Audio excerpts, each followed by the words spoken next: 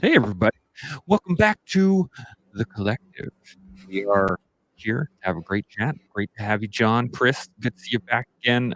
We do have Julia coming. She'll be here shortly as soon as we get the invite issue sorted out. Before I do anything else, though, I do want to make sure that everybody likes the show, subscribes to the channel, hits the notification bell, does all that good stuff, because it's algorithmic. And then, yeah, that's all I got for that one. Yeah, that was quite a flair moment for Right? not really anything. It really, yeah, I interesting let there. it down, didn't I? Yeah. And No. the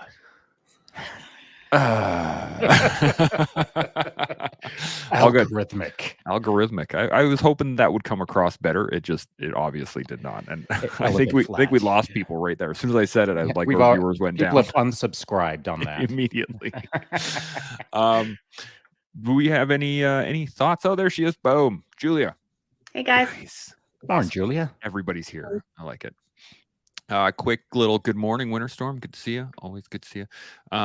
Any thoughts? Any questions? Anything stirring, percolating in your guys' minds? Anything before? Like, I got topics, but yeah, something is percolating in my mind that wasn't percolating algorithmically. I was going to say, is it algorithmic? 3 seconds ago. And what do you got? So yesterday we had Pat Mac on, and Pat McNamara, and that's kind of a milestone moment in my opinion. At least for me, anyway. I didn't think I'd ever be chirping with Pat Mac, which is weird. But there it is. It happened. Now, I don't want to take that moment and make it into such a big deal that this isn't a big deal. All I see it as is a milestone, not a stepping stone. It's just a milestone. And now I'm looking at the people on this panel who I've spoken with in the past. And there's no difference between the Pat Macs of the world and the folks that are here on this panel. It's all good people with a whole bunch of good opinions and attitudes and wisdom and knowledge. And that's what we're doing, hanging out over here. Every once in a while, when a quote unquote celebrity may or may not show up, it doesn't diminish the conversation that we're going to have with people who aren't, well, kind of like Chris Lee, large and in charge, a big deal. I mean, kind of. He kind of is a big deal. Just, you know. I can't help myself, Chris. I'm sorry. He's in skirmish mode immediately. I'm in skirmish mode. It's already on. I work out. I was going to say, one of the benefits is that that's because the conversation is the primary focus here. That's what enables us to do this, right? And that's where I think it is. You're right. It's a milestone, not a stepping stone or like a woohoo moment. It's right? It's just not like game changing. It's just notable. I think it's cool. Yeah, one of those cool moments.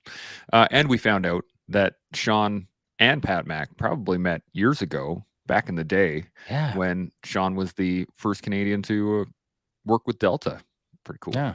Down in their stalls. In fact, I wish I would have said to Pat Mac, hey, so kind of on the first or second day that I was there, standing on the range, cracking rounds downrange, y'all had your 45s while I had my P226, watching y'all change your mags yet again. I would have loved to have got all up in his head over that. Thankfully, at the very beginning of the show, I specifically said, hey, we're not here to talk about mag changes or anything like that. So it worked out quite well. Any other thoughts before we jump into one of the topics I got here? Otherwise, unless you guys got some thoughts on what Shaun put up, milestones. About the smoke up there, Big Bird. About how bad is the smoke that you have right now? It's for us, for Shaun. Yeah. For me, it's not actually that for bad. You? It's not bad. It's kind of hazy, and it smells like smoke. It kind of feels like being at a campfire. Okay, because here it's 10 out of 10 for it's pretty shitty. Yeah, it's pretty bad.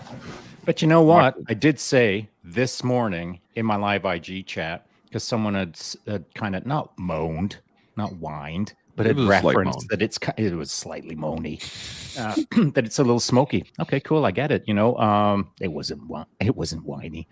The reference being that if there's a bit of smoke out there, okay, use common sense. Either go out in it or don't go out in it, depending on who you are. But me, like a few years ago, it was so freaking smoky out here, you could barely see your hand in front of your face. you know what I had to do? I had to train for a 24-hour solo mountain bike race, a world championship on my single speed. That meant 6 hours with a mask on my face and a scarf wrapped around the mask in 30+ degrees Celsius, hammering the single track like a lunatic out there, because that's what you got to do, man. There's no days off when your goals are big. And so smoke or no smoke, you got to find a way to work around it. So many years ago, like a lunatic, I'd be ripping around on our trails with masks on. And then many years later, listening to people talk about how they don't want to put a mask on because they're ... whatever. And I was like, are you even kidding me right now? So if you want something bad enough, you won't shell up in your house in bubble wrap and think that I can't do anything until all the smoke in the world is gone. There's always going to be smoke. You got to figure out a way to work around it. That's my point that I tried to make in my IG chat this morning. I don't know if I made it or not, but I think it was there. It was pretty clear. And I mean, the funny thing is when you mentioned it, I was like, oh, I remember being in Mop 4. And that, for those that don't know, sucks. Full tilt, full gas mask, full charcoal jumpsuit with the gloves on, taped up, boots on, taped up, and then pick up your gear and then go for a walk and then do all your stuff. And it was that sucked. So when I had to, there's loads of levels of suck. Oh, yes. And the only way that you can understand true suckage is to explore a whole pile of layers. You know? Yeah. Well, actually, this kind of goes into what I want to talk about. And what I want to talk about, because I have on this panel here, I have 4 coaches.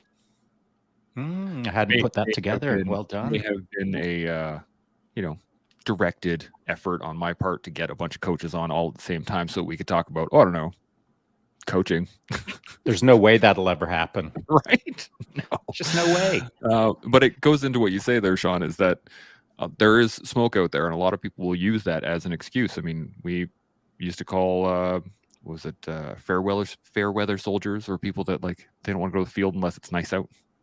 Fair weather jumpers. Fair weather jumpers. There you go. But how do you get through to people as a coach when people are coming up with all those, but my shoulder, or it's just too hot outside, that kind of stuff, where how do you get through that? I'm going to put Chris on the fire. I'm going to put Chris on the fire. All right. I like fire. Lots of smoke with fire, though, Chris. You might not be able to go outside. I can handle the heat. Nice. So, folks, I can start to tell early on when I'm starting to work with folks whether or not they're serious about moving forward and progressing themselves. Because the folks that are real serious don't have any excuses at the front end. It's just like, all right, this is our mission. All right, 5 years from now, this is where we want to be. So today we have to accomplish X, Y, Z. It's the guys that start, well, I couldn't make it today because whatever, or my shoulder hurts, or I just didn't get around to it. The ones that start making excuses like that, I'm like, all right, I understand how this is going to go now. So it's more expectation management on my end.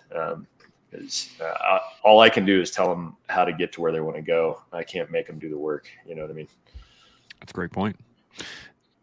Julia or John, got any points, thoughts? Julia is my coach right now, so it's there. You go, Julia.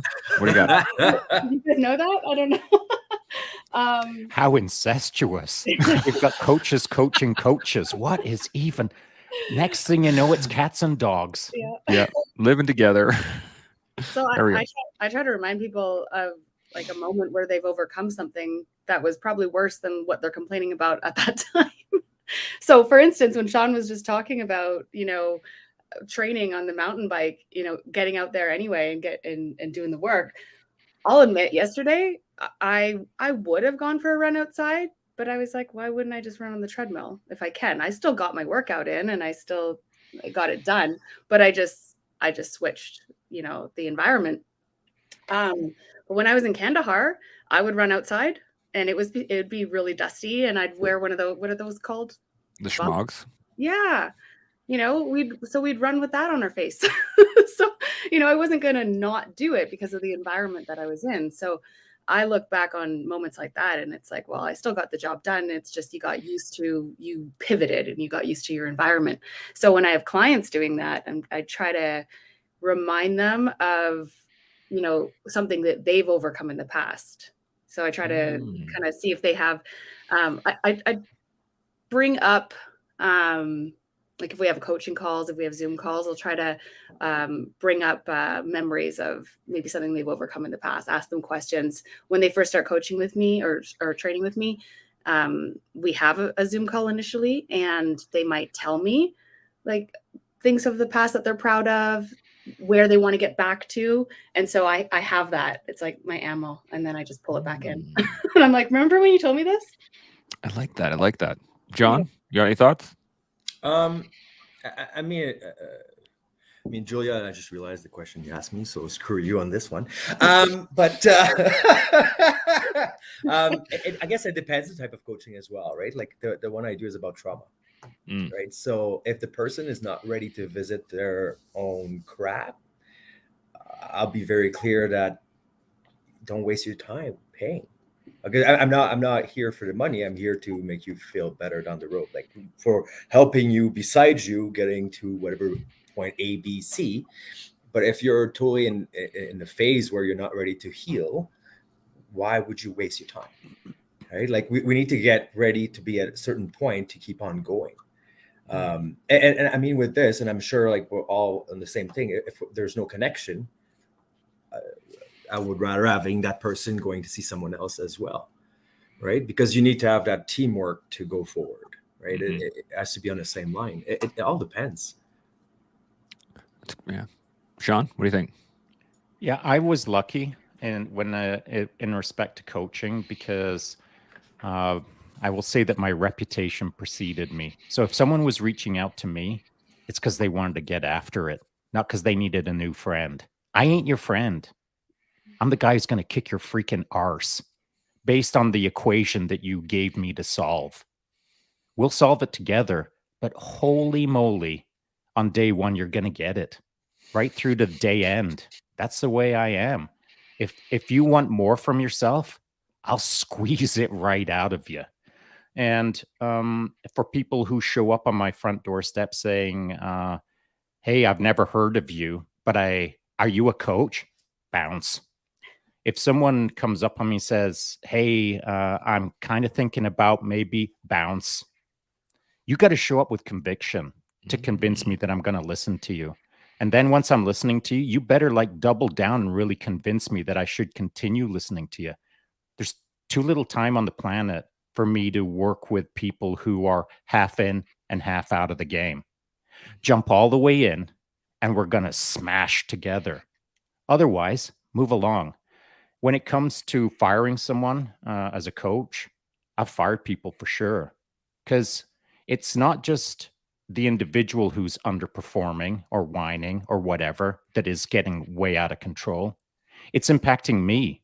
It's impacting my mental health. Like, I want the best for someone.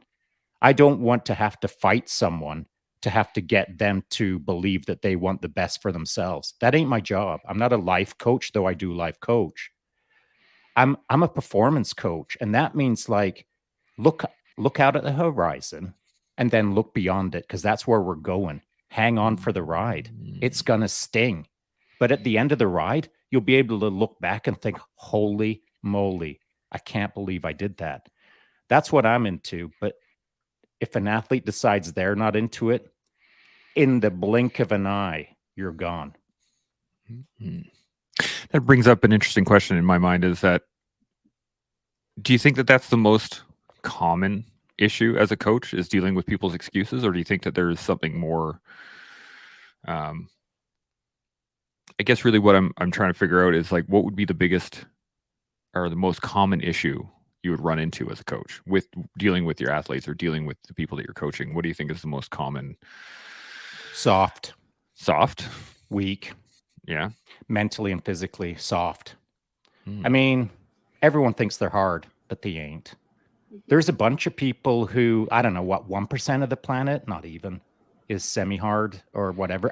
I know a few people who are really, really freaking hard, harder than I am. And that is uncommon. But there's a lot of people who think they're hard, and I don't know why. Maybe it's just because they've never been around hard. But there's a slim slice of humanity that is hard, and that's rare that they go out looking for coaching. They've kind of formed themselves up through the process. They're now a formed blade, maybe through their own mistakes or whatever the case is. But if you're freaking hard, chances are you're not looking around for a day one coach. The people who generally come up looking for a coach and where it all goes wrong, at least from what I've seen in the past, and that's why I bounce them really quick, is because they think they're hard, but they don't want to become hard. They think they've done a few things, but in my world, it's nothing.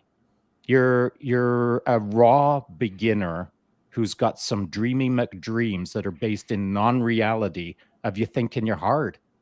And I can't put them on a bike next to me and say, prepare to vomit. Because if I could, I would. And then at the end of their vomiting, I'd look at them and say, so do you still want to be coached? Because this is the game.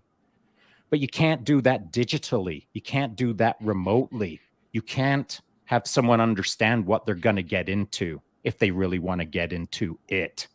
And so it's a tricky balance. I don't have time to waste on someone who thinks they're in the game, but they're not in the game. So that's why they get bounced. I figure it out really, really, really quick if someone's got conviction or not. And not too many people do. It's a mindset. Yeah, it is. I think it comes down to this, right? Like if you are, that is fitness, that is your super athlete, that is healing from trauma, that is whatever it may be, you need to have that mindset and being ready. The coach will be there to say like, okay, we're going to go that way. But you do the work as the client, if you wish, to an extent. And I think it goes for everything, right? Like I think the other aspect that you can see as well, I think I see it, it's sad to say, but there's a phase, and I'm going to use PTSD, where it's boo-hoo me. And it's okay, go through that phase, right? But at one point, that victim mentality got to stop, or you stay in it, right? Like, boohoo, I've seen awful things. Okay, cool. Now, like, do you want to move on? Do you want to heal, right? Or whatever it is, like if you vomited, right? Like, are you going to just jump back on the bike and go again? Well, I'm going to ask that person to rehydrate and get back on their bike. Oh, yeah, exactly. Of course. So that's the point, right? So you need to have that mindset to keep on pushing through whatever you have to go through. So that's an interesting point, John. I'll use myself as a personal example. So I've got PTSD, or I've been titled as having PTSD, and my PTSD process lasted about 3 seconds. I've talked about it in the past. I was talking to the psychiatrist of the day, and she said, well, we've done all of our formal reporting. Shaun, here's the results. What's the results? Did you know you've got PTSD? And I kind of did this blink, blink, blink. Okay, thanks. Good. And she said, what? Good? What do you mean good? Good. Now I know what it's called. Now I can go smash it. What do you mean? So PTSD lasted 3 seconds for me. That's how long I hung out in it. I didn't know what it was beforehand. The moment I was told it, I gave it 3 seconds to think, now you're going to get it. I'll figure it out. So the idea being that the moment that someone tells you ... the difference between someone who's in the game and someone who's attending the game is enough conviction will go blink, blink, blink, time to smash. And so that's not everyone.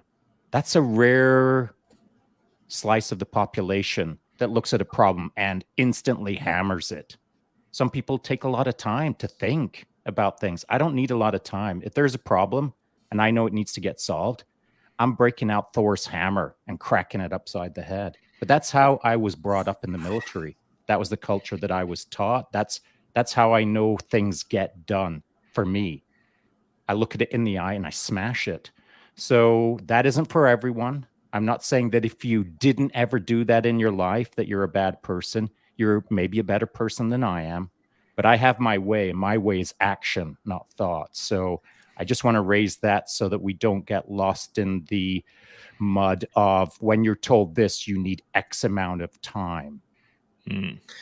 I think people can have it can take them 3 years, 4 years, 5 years, 2 days, a minute, right? We all have our path. I don't care. As long as you want to go through it, this is kind of, for me, I see it, the goal of it, right? If you want to be stagnant and comfortable into your own crap, this is when it becomes dangerous. Mm-hmm. It does. What I was saying, John, is the moment that you're told you've got ... there's a element within society that thinks, okay, I'm just going to sit in that for a while. Whereas I don't. Now, however long it takes me to figure things out, whether it's 3 seconds or a million years, isn't relevant to the point that I'm trying to make, which is this: thought, action. A whole pile of people hang out in that first phase and wait years to go to that second phase: thought, action.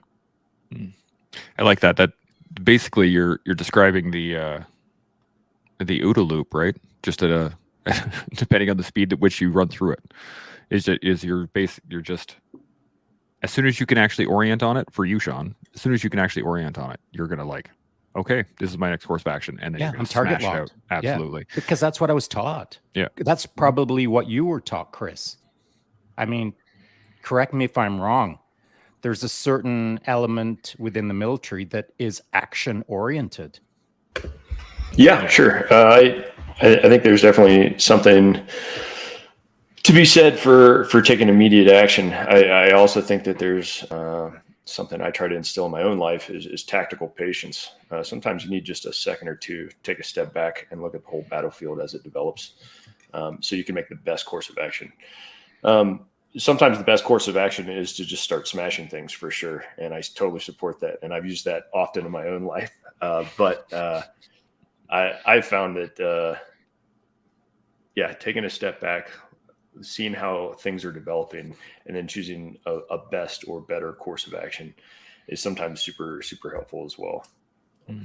Thanks for the clarity, because smashing is not 100% every single time. And taking the moment to observe the entire battlefield strategically is also critical. No doubt about it. Thanks, Chris. I do like, but it's the decision, right? Martin, good to see you. That's what we're talking about, though, right? It's not just about okay, I really should observe the battlefield, or I really should smash this, or I really should whatever it is.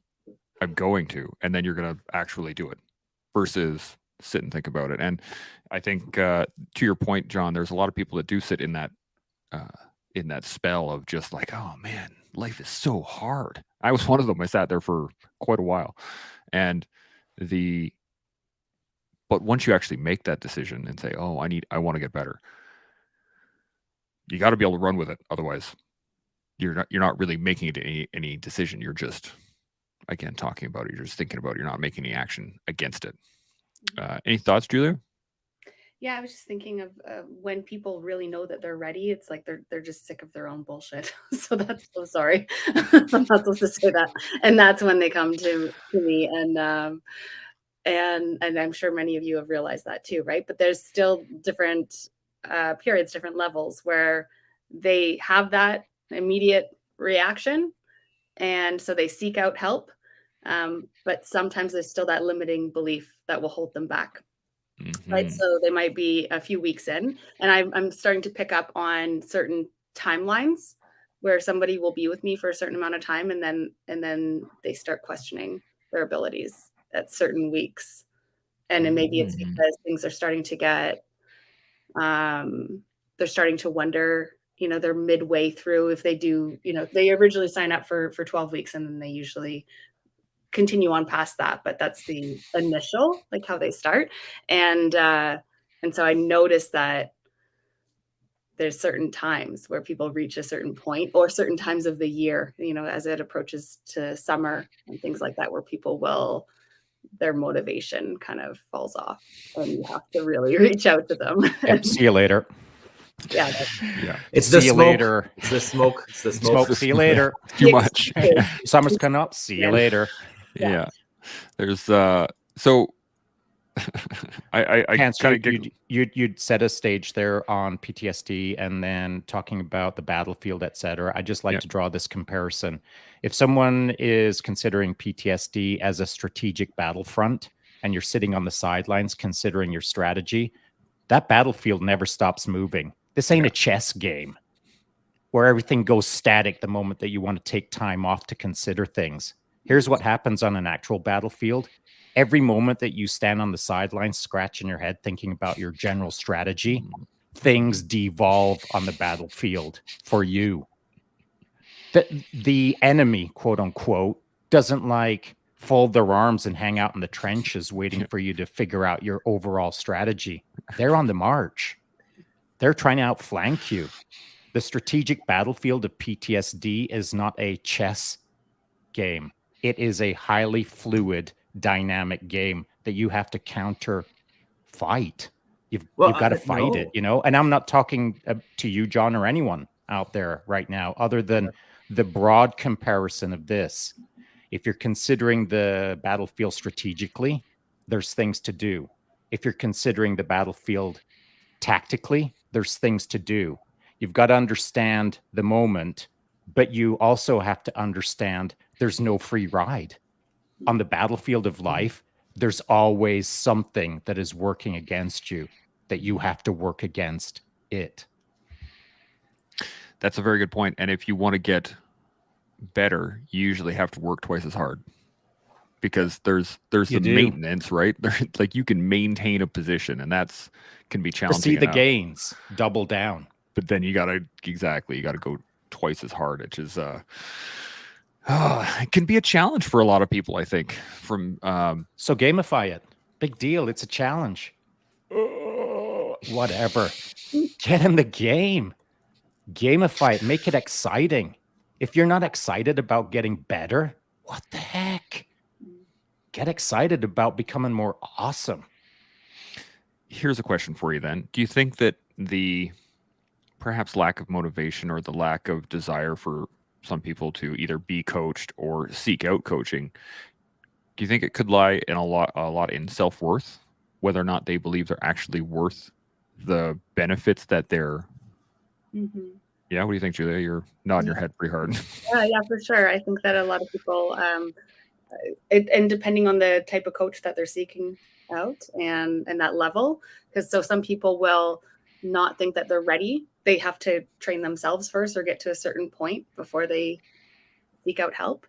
And that's not the case at all. It's like bypass all of that. Just go get help right away. Don't take as long and get the answers, because we can all be coached. And Shaun made a point about how people that are really getting after it, we don't always seek out coaches because we're already go-getters. We're taking action. So I was that person, and I still am for a long time. But and I didn't think I needed coaching. And so I never hired coaches because there was a bit of an ego behind it. I was like, oh, I've got myself the stage. I've won my pro status. I've done all these things coaching myself. Why do I need a coach? But you can always be better. And so I did level up once I got coaching as well. And then even my business leveled up, everything. So it was me as an athlete, but also me as a coach.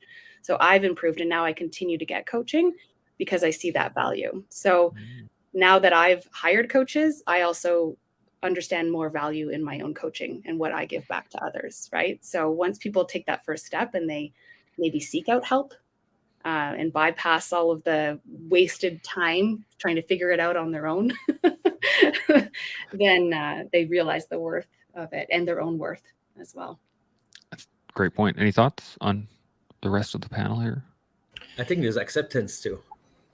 I mean, two things, right? So one with Shaun, there's a lot of people who fight. Let's say, like, you go with diagnosis, you go with neurodivergent, you go with whatever, maybe you go with. I'll give you an example. I hired Julia for a simple reason. I'm sick of having that stupid dad bod. It's right now. It's there. That stupid stomach that I didn't have when I served, and it's fucking whatever. So that's strike two, brother. That's strike two. Another one. Sorry. I'm gonna have to handle on it. Yeah, it's a language barrier. Can I have the French version? No excuses here. So I hired Julia for that accountability, where I'm not going to give up on myself this time. Like, I'm not going to quit. I paid. I have someone who look at the stats that I enter every day. It's my myself teaching. Now, when you look at mental health or neurodivergent and so on, you will have people who say, boo-hoo, I have ADHD, that screw up my life, or whatever, I cannot focus, and so on and so forth, which is all right. But there's positive to it, right? I believe that you can battle, you can fight PTSD, or you can accept that you have it. And how do I organize my life now, having this, to make it better?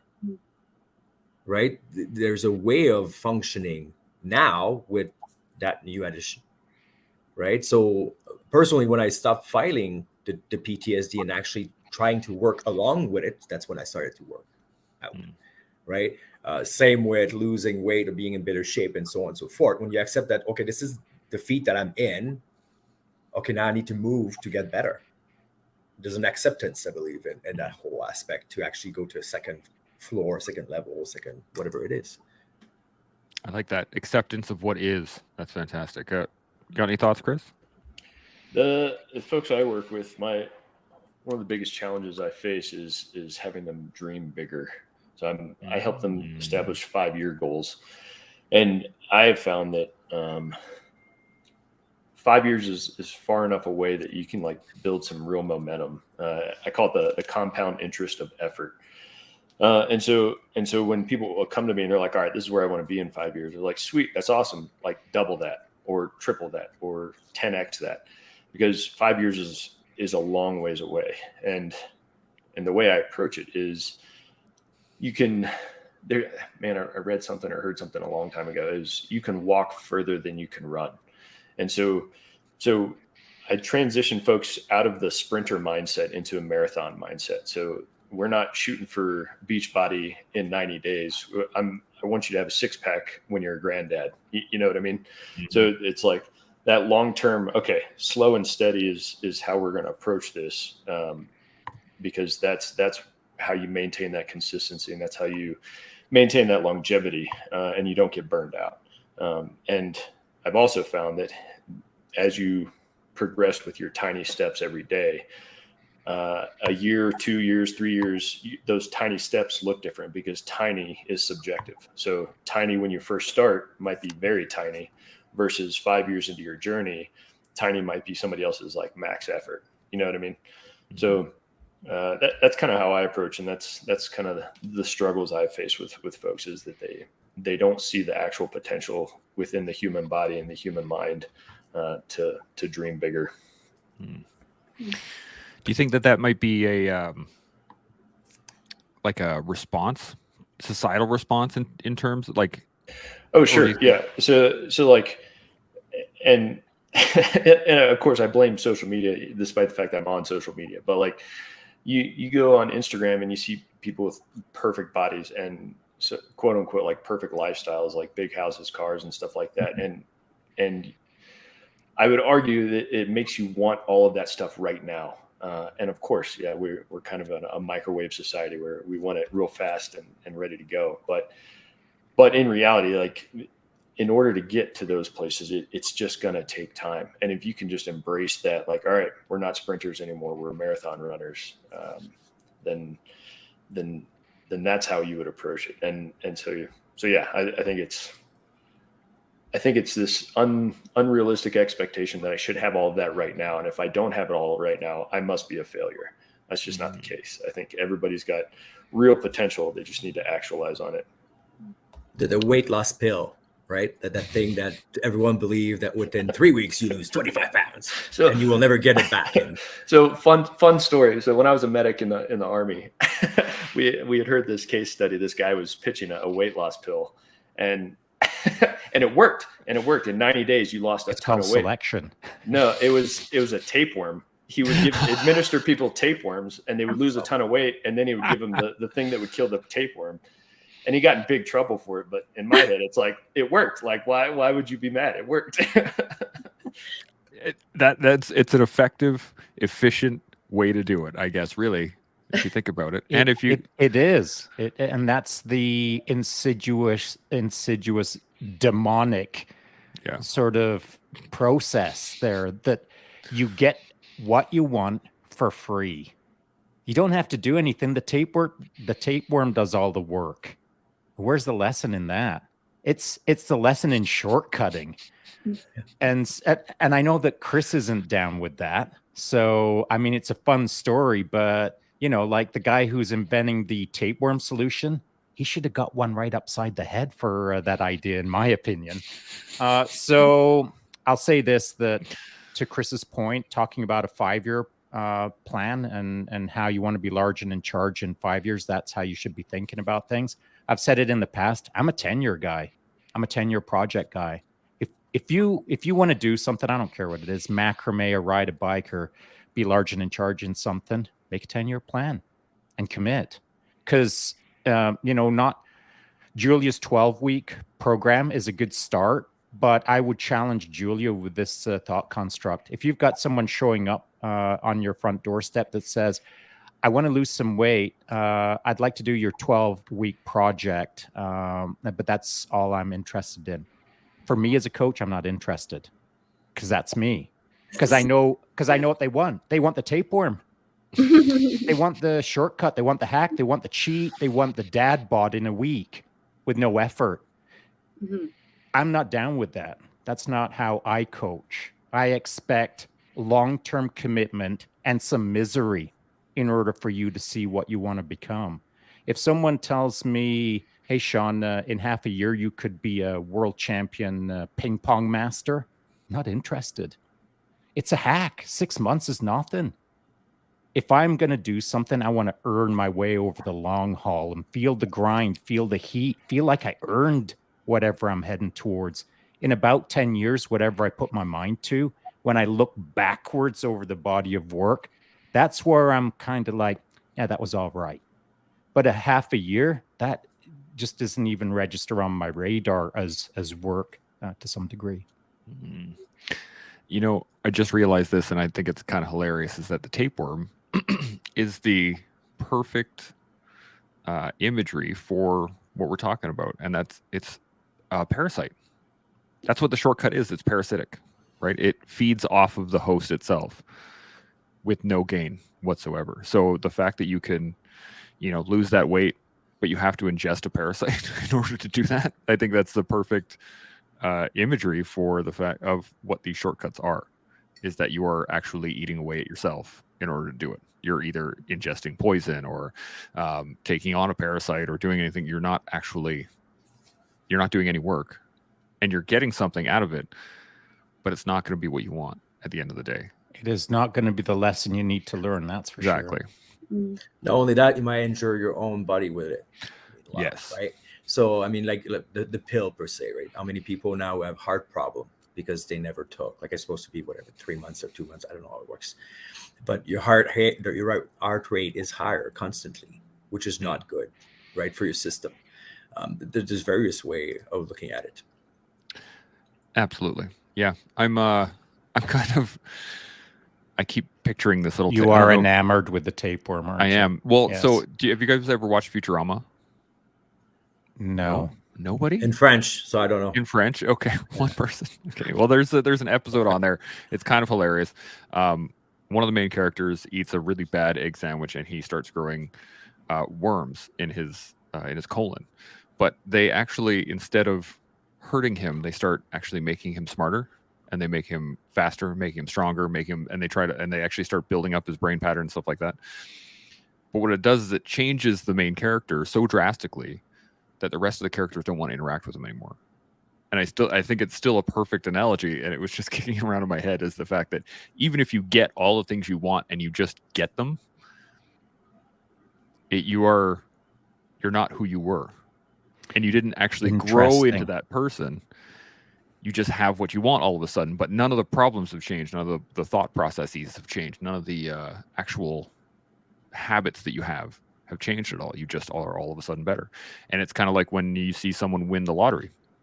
More lottery winners claim bankruptcy than not, because they don't know how to manage their money. They just all of a sudden have millions of dollars. It's like, I'm going to solve all my problems, and then nothing, right? All that money's gone because they spent it. Why do you think that is?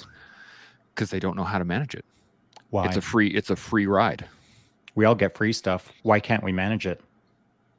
Because we have not built this. We haven't gone through the suck in order to get it to begin with. There wasn't enough time to learn the lessons that we need to learn in order to manage the new thing. So I don't know what Futurama is. Sounds like a waste of time. It's like Simpson. It's like Simpson, but sounds like time that you could be doing burpees instead of watching Futurama and egg sandwiches. Anyway, we'll stick with the egg sandwich analogy. And why were his friends not cool with him rapidly, or him, her, robot chicken? I'm not sure what we're talking about. The thing that was eating the bad egg sandwich that was evolving so rapidly. I feel maybe the friends weren't down with it because he or she or it was changing so fast that it was a notable delta, and they just couldn't align with that. They couldn't synchronize with that. But you know what happens over a 10-year project? You do make a rapid evolution, but over 10 years. And that 10 years is micro wins, micro evolution. So everyone around you calibrates to who you newly are over 10 years. And if they don't, they go. If they don't, they go. Dude, in 10 years, whether they go or not, in 10 years, your life will be the way it's supposed to be. You know what I'm saying? Yeah. In, out, up, down, left, right, don't matter. If you're doing the right thing for 10 years, your world will look right based on what you've shaped it to look like. And so egg sandwiches, guy or girl or robot, I'm sure they were having problem in a rapid evolution. But over time, it's not a big deal because everyone gets right with the program. That's a great point. I think in the self-growth of a person, anyhow, most of the time you're not going to stay or stick with the same people around you. It's very rare that you do, right? Because at one point, I see friendship as a trade-off, right? I'm learning from you, you're learning from me. And when it stops, despite the fact we're going to part off, right? Like each person in your life are there for a reason, teach you something, learning something. And when it comes to an end, the relationship, the friendship, whatever it is, they're there for, they're gonna go. And it's not necessarily, it's not bad, it's not good, it's just how it is. You receive what you have to receive from them, and vice versa. I don't have any of my friends from whatever I was like back home in Frogland. I have none of them. But I evolve, and some of them stayed in the same small city, village, whatever it is. I changed, right? And therefore I looked for people who have kind of the same either speed, or people I'm going to look up to that I'm hoping to get to a point of where they are. The two things come to mind. Wherever you are, whoever you are that is listening to this right now, doesn't matter what phase of your life you're in, or whether you're sitting in your car, or sitting in your house, or in your tent, it doesn't matter where you are right now. The fact remains that your world is typically decided by your choices. So if your life is feeling pretty good right now, you've probably worked pretty hard to make it feel good. It probably wasn't luck. It probably didn't fall into your lap. If you're happy with how you've run your morning this morning, chances are it wasn't an ambush. You probably planned it out to have a good morning and do good things, to feel good about yourself and those around you, and helping the world, or however your world turns. If it's feeling like it's good right now, you created it. And if it doesn't feel good, you created it. And if you want to feel good 10 years from now, think about what's going to make you feel good 10 years from now, and create it over a long time. That way, all of your friends around you don't have to freak out because you changed in 2 weeks from a guy who isn't fun to be around, and now you're so hyped up that you're not fun to be around because you're not actually that person yet. It takes time to calibrate to who you're going to become, bit by bit, day by day, year after year. No one freaks out around you because you didn't like do a mega spike and a mega drop and a mega spike and a mega drop, trying to solve it all in 2 weeks. Take your time, chip away, long-term project, and smash. And when I say smash, I mean make things happen. It doesn't mean that you've got to go warp factor 3 every single second of the day, but you've got to produce. You've got to commit to creating action in your life that has a more forward momentum-based outcome. I like that a lot. And it actually brings up a great point in the fact that, we talked about this a number of times, but, it's very important to understand who you are surrounding yourself with, right? And that's part of the choice, is that if you're surrounded by people that aren't aligning with the choices you want to make, then you might have to shift the people you're around in order to align yourself with the choices you want to make. And then on top of that, I think Chris and I were talking about this when we first started chatting, was like, a lot of people fail in the process because initially they want to change everything all at once, right? I want to eat right, and I'm going to exercise every day, I'm going to journal, and I'm going to do this, I'm going to do that, and you're going to do everything all at once. And just like we were saying, and it goes to, in your own health, this is not what you want to do either, right? You don't want huge emotional spikes of whatever and ups and downs that you want to try and try and surf it out, try and level it off. And I think that's a great point. But any thoughts on what Shaun was saying? Anybody? Yeah, Dan Pena. He's one of the most crass individuals I've ever heard on the internet, and I absolutely love him. But his a quote that he says often that I absolutely adhere to is, "Show me your friends, and I'll show you your future." And that's a good one. Yeah, it's like, be very selective with your tribe and who you allow into your inner circle. And it's something I do with my clients too, is like, all right, I've got 3 phases to my program. It's Phoenix, Serpent, and Tribe. Tribe is like the most important, is surround yourself with the people that are on the same mission. They don't have to be trying to achieve the exact same goal as you, but they better be on the same glide path. Otherwise it's almost better just to go alone than to be surrounded by people that are dragging you down. Agreed. Yeah. Mm-hmm. That's a great point. So yesterday almost made the exact same point, not as well as you did, Chris, but with Pat Mack yesterday. It was towards the end of the potty, and said, look, it's okay if you're a tier 1 guy and you're feeling good about yourself and you're standing on that ground and holding it and etc. That's cool. That's only part of the equation. You got to look to your left and right and see who's standing next to you. Your life is determined by who is on your side right now.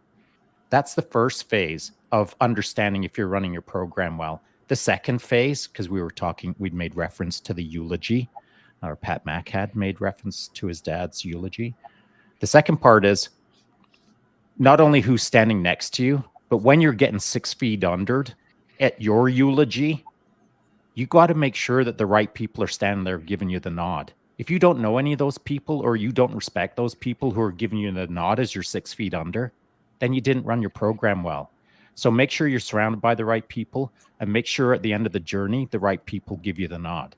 That's how you know you've run a good life. I don't need a whole pile of people giving me the nod at the end of days, but I want a few to give me the nod, the people that I respect. I want to make sure that I kind of held up my end of the bargain. You know what I mean? I really like that. Actually, there's a saying in Judaism when someone dies that it's not quite like I'm sorry and stuff like that, but it is let their memory be a blessing. Mm-hmm. And the whole concept is that every time you think of them, it shouldn't be a sad moment. It should be a happy moment. Like, you got to know this person. That's a good thing. And I was just thinking to myself, like, make sure that your memory is a blessing. Make sure that you lived a life well enough with a circle of friends that you hung out with, doing great things, so that they can remember you with a smile on their face every single time. And I think that would be a good way to go, at least in my mind. Mm-hmm. Julia, you got any thoughts? I know you've been quiet, so I just want to pick on you a little bit. Like this, many times I probably should have said something earlier on little bits we talked about here or there, but about the people we surround ourselves with definitely, make a huge impact on us. I talk to a lot of my clients about that too, and about habit change and our environments, and creating that community within our group as well, so that a lot of them have gotten to know each other quite a bit. And I have a retreat happening in June where many of them are coming out here, so they'll get to know each other as well. So, and that has helped a lot of them in their process, and to go further than they ever imagined at the beginning. So when I mentioned that about 12 weeks, that's kind of just, I don't really think I think that there's only been 2 people that ever actually left after 12 weeks. No one's actually ever left then. That's just, it's kind of, I don't frame it that way, but it's just, it's hard to, you want to have a basic amount of time that somebody's commits to understand that they're not going to just have this miracle pill in a month. They're not going to have this automatic change that happens that fast. But at the same time, I try to tell them it's going to be a process. I mean, my own, really, don't compare yourself to other people, because my own process through fitness has been, I've evolved over the years, and I've been, competing for over a decade and things like that. So, and that has changed, and my interest in other sports has changed as well, so that they're going to keep evolving, so that they understand that. We talk about that, but yeah, it is hard to get the right. I don't know what Chris does. I'm kind of curious, like, how do you get people? I know you've talked about those 3, levels of programs you have, and I guess I'm still trying to think about that. Like, how do I get them from this one level into the next? So in the first 6 months, I have a curriculum where we talk about, we get into in the month 4, we get into more mindset. But yeah, getting them to think long term. I mean, longer term than what they commit to with me, but what they're going to do next, right? So, what do you think, Chris? Yeah. So the folks that I work with, our first session is all about, all right, tell me, who do you want to become? Not what do you want to achieve? What kind of things do you want to accomplish? What kind of person do you want to be in 5 years? And the reason I do that is because I found oftentimes people start chasing down these goals, and then they get partway there and they realize, man, I don't really want the fancy car, the mansion. Yeah, it's so hard. Right. I just want, well, or not even that. It's just like, I actually just want a cabin in the woods and some peace and quiet. and so the identity piece that I start with, which is, as it was mentioned before, that's my Phoenix phase. The identity piece is important because that is the value system on which we stack our goals. So who you want to be will dictate what you want to achieve, what you want to get. And so if you want to be the guy that is living the simple life and content with, the cabin in the woods and stuff like that, then that's going to drive your goals in a very different way. The example I give the folks I work with is, my identity mentally is like, I want to be a constant learner. I am a constant learner. That's what I tell myself.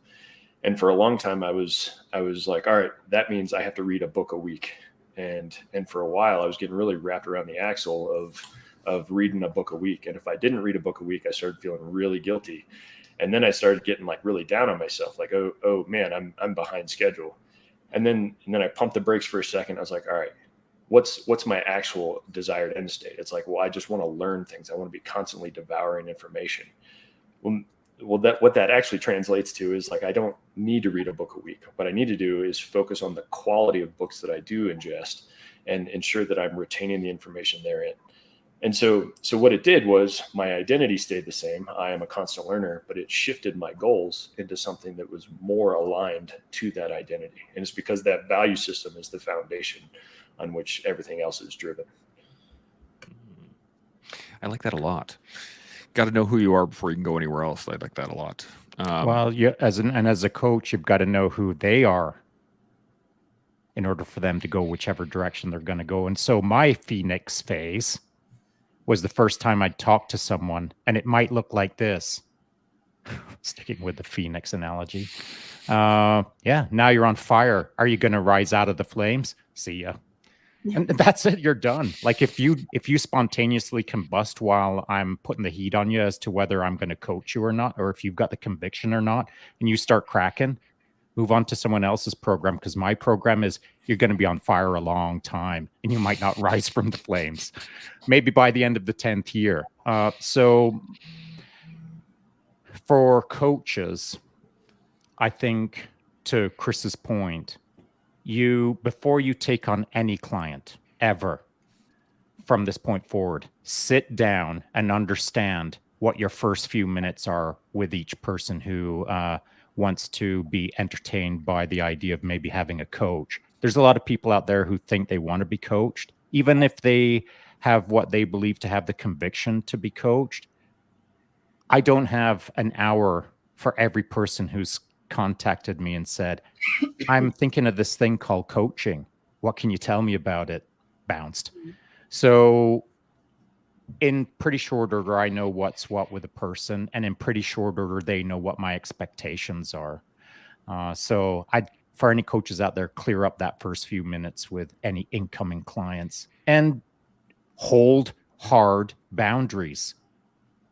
I was very rigid with who I would accept because I don't have the time to babysit a whole pile of people. I'm performance related, so I had tight boundaries. It's something to consider.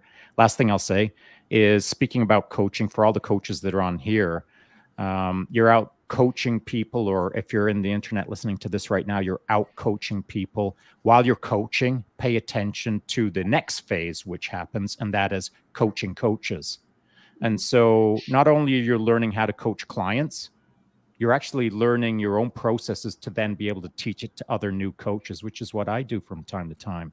And I'll tell you, that's an entirely different skill set that you should be learning now, because in the future, if you aren't thinking of doing it in the future, you should be now, because it's a valuable job. I don't do it for money. I do it for free, but it's valuable because we're supposed to be raising that next generation of coaches to do it better than we did. So start paying attention to how to do it better for them. It's called coachception. Coaches coaching, coaches coaching. It is. Coaches. It's so deep. You're going down 4 levels here, people. We're running a little short on time here, so I figured, anybody got any final points before we shut her down here? Let's start with Julia. Got any final thoughts on what we've gone over today? Coaching, getting coached, being coached, coachees, anything? Just to, I don't know, I'm a fan, and I'll always, now that I have started getting coaching myself, and that's only been the past couple of years, but I definitely understand the value. So I'm always going to be looking to level up. And so I might not always have the same kind of coach. Maybe it's business coaches, maybe it's, athletic coaches, different types of sports that I want to try. But I definitely believe that we all need to progress constantly. And so I know that will involve looking for people to coach me to what I want to be. So, and then I can then do that and coach my clients, maybe coach coaches. We'll see what happens, Shaun. Oh, you'll get there. Okay, I guess I have to say yes, that will happen. Yeah, it will happen. Yep. It's on the internet now. It's going to happen. There you go. John, any thoughts? Well, first, it's always a pleasure. The other thing that was running in my mind is the idea of having a coach and having a coach are two different things, right? So saying like, "Oh, I have Shaun as a coach, I'm tough," or whatever that is, yeah. And then when you sit with the coach itself, then mentally it might be that challenge, right? Like those are two different things, because one is saying, it's like a motivation and commitment are two different things. They are very true. So one is I have the word in French. It goes away for motivation, right? But commitment stays. If you commit to yourself, it's gonna remain. It's gonna be hard. It's gonna remain. So I think that's the as well a large difference in between. Like, I'm gonna sign up with that crazy coach. I'm gonna be proud about it and brag about it. But beside bragging, it's gonna cost you to be coached by a person like this. Yeah, as 100%. It should be, though. I mean, isn't that fantastic? We all get to pursue our own level of uncomfort, discomfort, challenge, whatever you want to call it, adversity. If someone steps up on me and they want to be in the hurt locker, congratulations, you win. And so, but I ain't for everyone. In fact, I'm for very few. And so there's lots of coaches out there that are better coaches than I am, get better results. They're better. But I'm a particular style. And that's critical for everyone to understand, that if you're looking for a coach, make sure that you're aligned with the coach immediately within the first minute or two. Don't waste the coach's time. Don't waste your time. If you aren't interested in being in the hurt locker, don't contact me. But if you are interested in the hurt locker, contact me. That's how the binary thought process should be when you're looking for a coach. immediately consider what you want, who can provide it, instantly synchronized, because there'll be obstacles, there'll be speed bumps, you'll be off the curve into the weeds sometimes with your coach, even at the best of times. So you've got to find the right person immediately. Don't waste anyone's time, including your own. Don't lie to yourself. I think it comes down to this, right? Don't lie to yourself. That's exactly it. Chris, you got any final thoughts? I'll end with somebody that was way smarter than me, and that's Dan Pena. Show me your friends. I'll show you your future. I like it. Mic drop right there. I got to start following that guy. Shaun, you got any final thoughts? No, I don't. Thanks. Yeah. All right, cool. Well, as we all learn how to be coached, as we all build our own ability to be coached, and we all grow as coaches, we can do that here on The Collective every day. And we'll see y'all tomorrow. Chimo.